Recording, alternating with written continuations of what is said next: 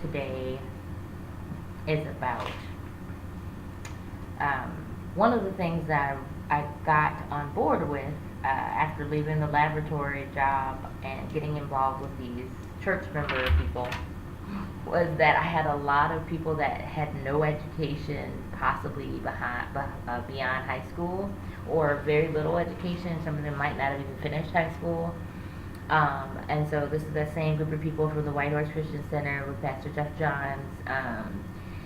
They were like kids, like in their minds. Let me give you an example.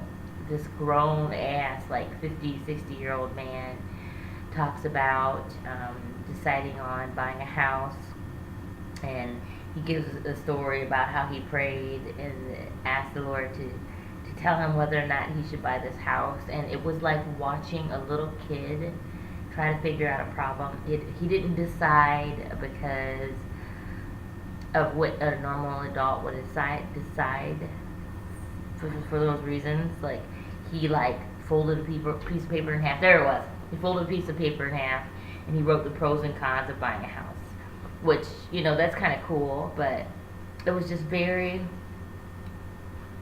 like childlike, really immature, and he didn't. It was just. It showed me that the way they think was a lot different than how I thought about things, and so what I eventually found while I was struggling with these people was they were like, you would like do something and they would think that that was what you were. So if you would volunteer with something, they thought that that was like your career. They didn't understand what volunteering was. Like, volunteering is something you do above and beyond your career. It is a choice to give time to other people for a specific purpose. Well, my undergrad was from, Quakers, and so in that realm, I guess, or those people, we had a high level of volunteerism, and you were given even like more financial aid when you would volunteer. And so you would do like America Reads, where you read with kids, or you could do like Junior Achievement, where you teach kids about business and money. You could go and do international students things. You could drive. There are all these ways that you can volunteer, and then you get paid for it. So essentially, you would be paid for volunteering hourly, and that would be like your job. And so when I went from college to my corporate job, one of the questions they asked was, well, why do you have so much volunteering?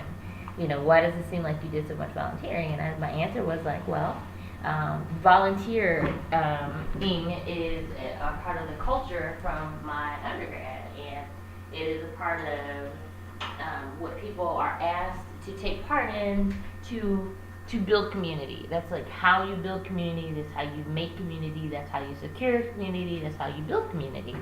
So for me, that was the things that I volunteered in weren't my degree field.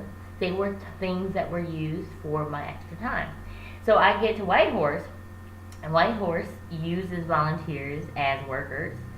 They would make people or influence people they wanted to volunteer in various ways.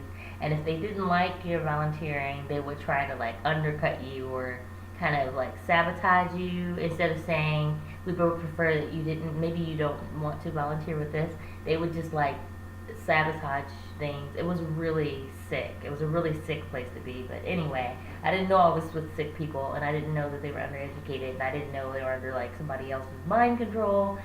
But looking back, when I would read books and things like that, they would associate whatever I was reading with who I was.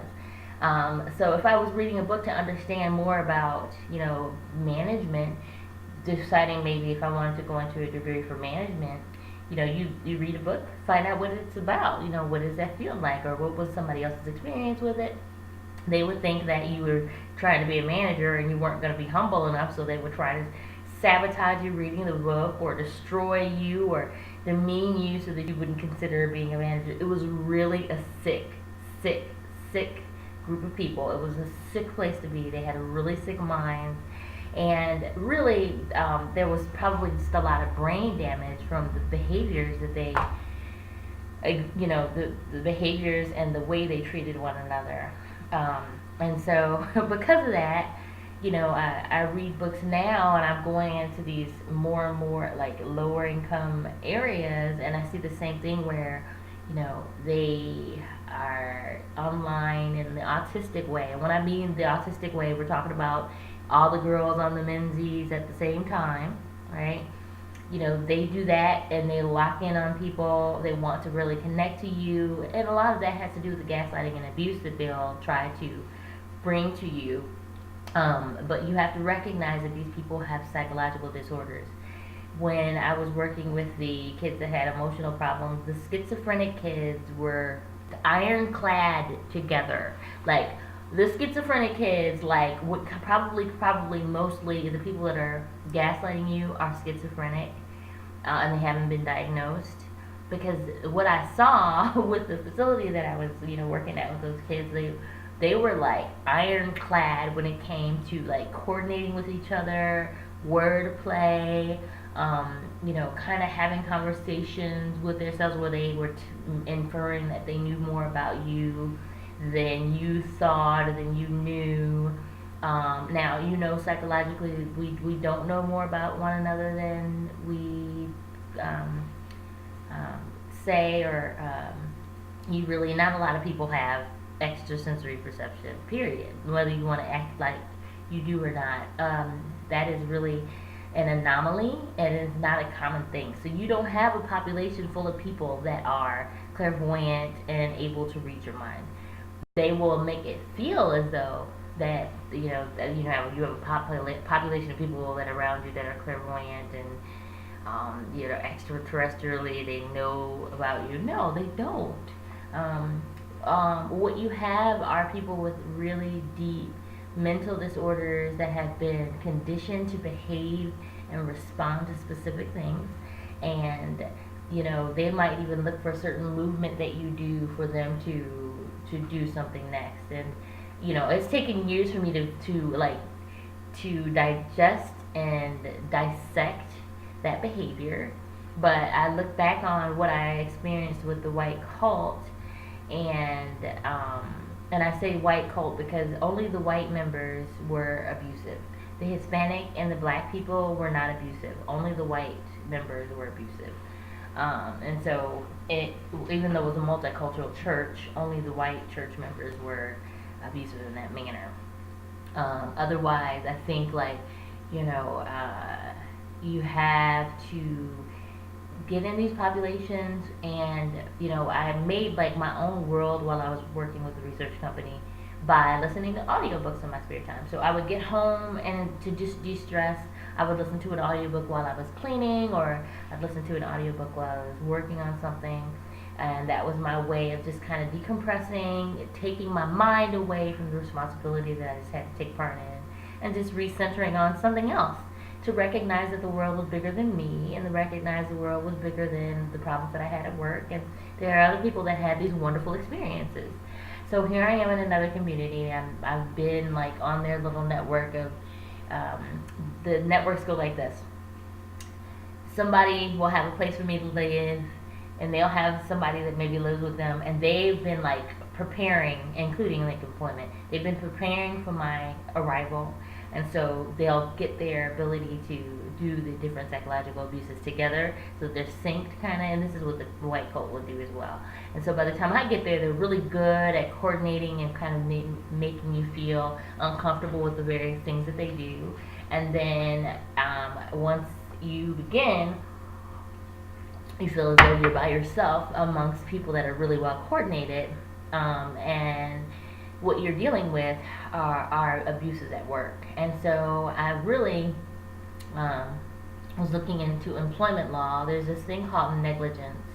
And what negligence employment law involves is holding like a third party accountable for the behaviors that are by the behaviors that are like made by their employees. So if I, as an employer, employ two people, and one of those persons abuses one of the people that we service, and then and then from that person's abuse, that patient or something then abuses one of my workers because of the abuse of the first of my employees, I'm indirectly responsible for the abuse that that patient gave to that other patient because I did not correct the first, um, the first employee from misbehaving or abuse. And so because I allowed that abuse, I'm like literally ratifying their abuse by not handling it as an employer. And then as a result of me not handling that abuse, another one of my employees was harmed by that patient. Now my company is responsible for what happened to that other employee because, and it's called it's called negligence law. And the reason is you are responsible for not emotionally targeting people. And it matters what the endpoint was. That you can be, there are a lot of criteria for that, but essentially it's saying you can't like underhandedly abuse someone using someone else within your company without your company being held responsible. So essentially I did have one of those places where I had a young man and a young woman that were literally directly abusive towards me. And I told my director, and she couldn't do anything about it. And eventually I had enough problems that I had lost that job directly because of those individuals. Directly, like without a doubt. So if I would have known about negligence law then I could have held them accountable for underhandedly the company not handling their misbehavior that contributed to my loss of that job or whatever. And it's and there are a lot of things that you have to prove with that, but at the same time, there's not a lot to prove because you have correction. That facility is not supposed to be a place where you are tortured. You are either an employee or you are being kidnapped, and you shouldn't be where you are. So either you're supposed to be there or you're not. And if you are supposed to be there as an employee, you're not supposed to be treated like that, whatever, even if it is an at-will state. So I thought that was powerful, and that showed me and let me know that some of the things that I'm experiencing, like, you can hold people accountable for the psychological abuse that they gave you. We hear now about all these women, years and years and years, where they even told people that they were abused. As my situations, I've told people that things have happened, and nothing happened to the people that were perpetuating the abuse. And they seem as though you're talking to deaf ears. And then the number of years and the abuse is allowed to continue, and you wonder, well, what is going on? How is it possible that is, or these individuals are allowed to persist in these behaviors? And the majority of it is there's probably some kind of psychological problem within the management of that company or those individuals. So we have some companies that have cultures that do not allow that, and then we have some companies like that church I was at that use sick things to get compliance out of people. And so my previous company might not have sabotaged you. They might have probably given you the silent treatment or something, but you wouldn't get sabotaged. And that church used to love to sabotage. For whatever reason, that was how they got rid of people. But their leader was a narcissist, and that's how they roll. They like to destroy things. So it's like having a child that likes to destroy things. So anyway, when I was at the library and I couldn't read books because the kids around me would have small fits because of their autism, I would teach them. A book is not for you to execute. A book is not for you to do what I'm reading. A book is to gain information so that you can make decisions later. So what happens is, because of this behavior, what the population will do is make you feel as though what you're reading is affecting them directly. That is like with the autistic kids. If you did something they didn't want you to do, they would have like little like tantrums and things. The tantrum was meant for you to not do what they didn't want, but to make you do what they did want, which would be something different. And so what you had to learn to do was to teach them that that is not how you get your needs met, that you don't control other people in that manner. If you want something, you have to ask and verbalize it, and if you don't verbalize it, it doesn't count.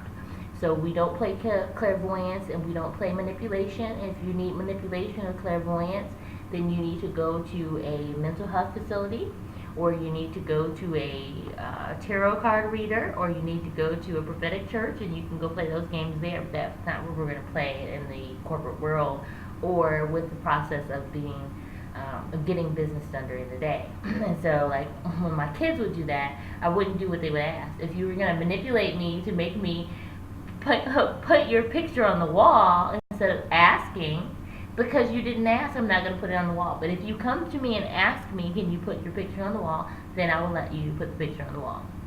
And so with the reading of the book, what the population will do is act as though whatever you're reading is affecting them directly. That is not the case.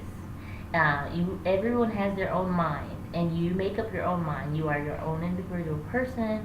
You have the ability to remember or to decide or to make your own goals so that you can execute what's necessary for you to live. If you've never seen like a wooded area,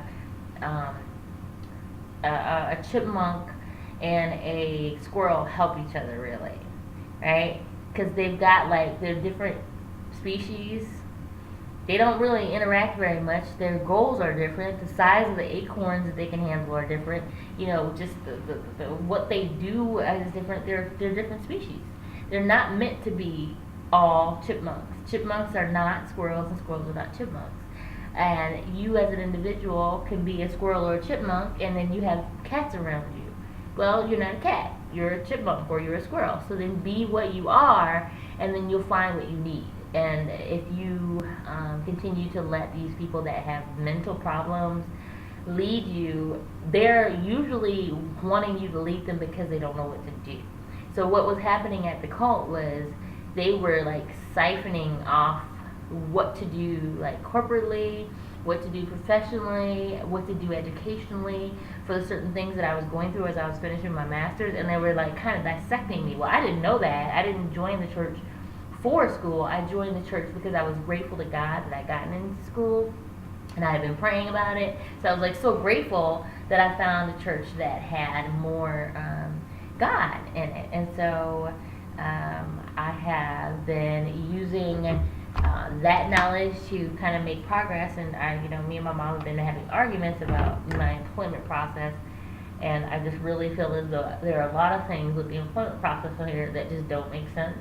And you can waste a lot of time. But what they're doing is what they want to do is to have your resume, distribute your resume, and then what they try to do is bring you around the city, try to find if you've done something illegal, and if you haven't done something illegal, they try to figure out what will you do illegally, so that we can kind of trap you in our jail system. And this city is sick with that. Like Elkhart, South Bend, and Mishawaka with their black people, and I don't know about white trash. Like I'm not a white trash person, so I don't know how their population works.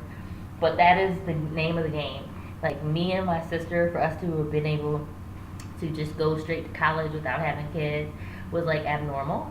But for that city that is sick, and they have a lot of lower income white people, and I guess like a lot of old houses and stuff like that, you have a lot of people that are just mentally unstable, and they do mentally unstable things. Now, not all of them, because a lot of like my high school friends and stuff, some of them are doctors and lawyers now, and they're business owners and entrepreneurs. They own their own businesses, and photographers and bloggers and things like that. Great, awesome people, which shows that there are normal, but there are a lot of abnormal around you that can derail you and make you think that their abnormal is normal, and you don't have to accept that.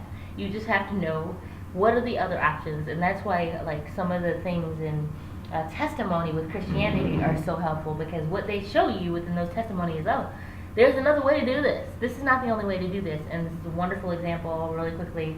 When I was at the white church that was abusing me, and they just like held me in the abuse, and it was like they enjoyed it. I couldn't figure out, well, why would you be abusing me and I'm praying with you? Well, they're sick.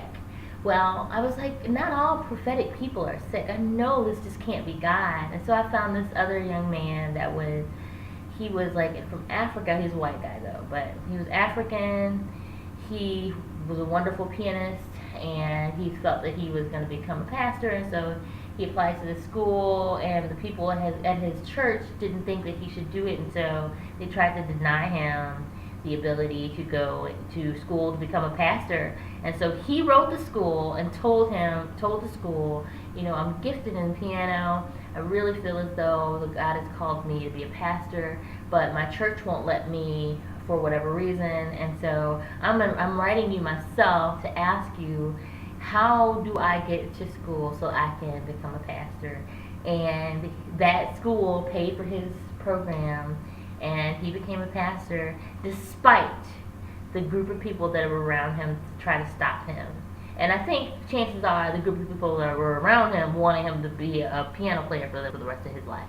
You've got a lot of slavery in Christianity, a lot of slavery. If you have some kind of odd gift, you'll be surprised how you suddenly can't leave that city, or you suddenly can't leave that town. Just because you can't doesn't mean you can't. You just haven't found the right person that's not on that network to ask. And so, like, I know I went to a really prestigious elementary school, and then I had the opportunities to go to some really good colleges, but I didn't apply everywhere because I wasn't interested in everywhere. And so I chose smaller schools.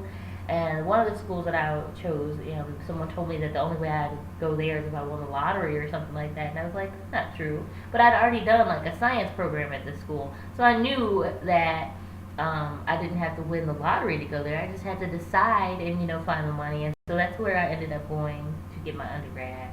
So, and what will happen is you will feel as though you're going to continue to fight against something that's like trying to deny you something. There is something trying to deny you something. There are means for you to get things done. But I must say now, because the church is so sick, because a lot of these Caucasian males that have this narcissistic personality disorder, be careful. They will kill to get you to be what they want, because they're like mafia people. Like, and this is how that church dealt with me. They're like mafia, where if you don't do, and I don't make you do what I made everybody else do, then you're going to make me look bad. And so I'd prefer to destroy you than let you defy me. And so that's how that white horse has been, that pastor has been consistently just trying to destroy me instead of just letting me go. But for him, he's got grown men that he controls. And, these grown men, if they don't listen to him, then he's going to fall into not being listened to because he's lost his credibility. So, oh my God, that's a whole other story. But so I'm going to be reading and listening to books. That does not mean that my system needs to do what the book is saying. I am gaining information to make decisions. I am gaining information to get perspective. This is life. Life is about not just doing one thing and being living like this. You have to make decisions so that you know who you are, because you might make a decision that's bad, and you need to backtrack so that you can get out of that situation. Like, I thought I wanted to really continue to follow God with this church, and it wasn't possible because they were so evil, and it didn't matter how much I loved them. It just escalated where they just became more and more evil, and thankfully not everybody around me was evil. And then even now, my mom is at a church where they practice a lot of this gaslighting. You got like older black people, and they're literally diabolically, they turn people away from the Lord, and then they try to drive people out. And there's just the sick nature of the city, because the city itself is sick. And that doesn't mean you're sick, that means your city's sick. But that doesn't mean every person that you interact is going to act like that.